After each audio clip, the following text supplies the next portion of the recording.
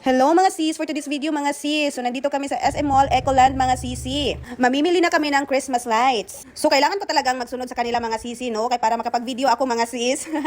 Itong mga video ko mga sisi, mga nakaw video lang to mga sis. Ayaw kong napaghalataan akong nagfi-film ako mga sis. Ayaw din yan ni Master mga sisi. Kasi unahin ko talaga yung anak ko mga sisi. Priority talaga namin yung anak namin sisi pagkasama namin mga sis. Kaya ito si Master mga sisi. Yung anak niya talaga priority palagi mga sisi pag nasa labas kami kasi malikot man kasi mga sis. So nandito na kami sa Christmas decors area mga sisi, no. So namimili na kami mga sis ng Christmas lights and Christmas tree. Kung maliit lang ko na Christmas tree mga sisi o yung plan ko na bilhin, at least may Christmas tree kahit maliit. So dito mga sisi hindi kami makapagpili ng maayos mga sisi kasi si Prince yan sobrang likot mga sis. Laging nagtatakbo mga sisi at kung ano-ano ng mga kinukulikot, yung mga kinukuha. So hindi ko rin yan makuha na ng video mga sis.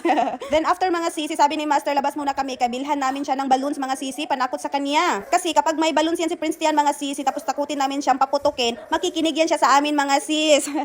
Hindi na yan magtatakbo-takbo. Kasi takot yan siyang putukin ang kanyang balon mga sisi. Yun yung kahinaan ni Prince Tian mga sis.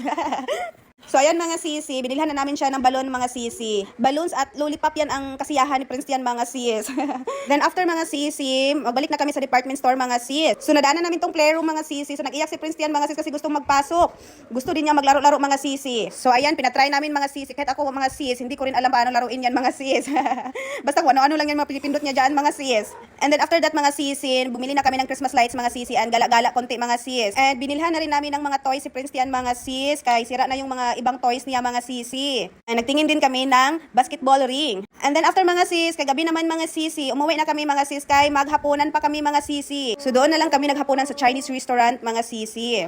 Then after mga sisi, nag-uwi na kami mga sis and tulog si Prince Tian mga sis. So yun lang po mga sis. Bye-bye!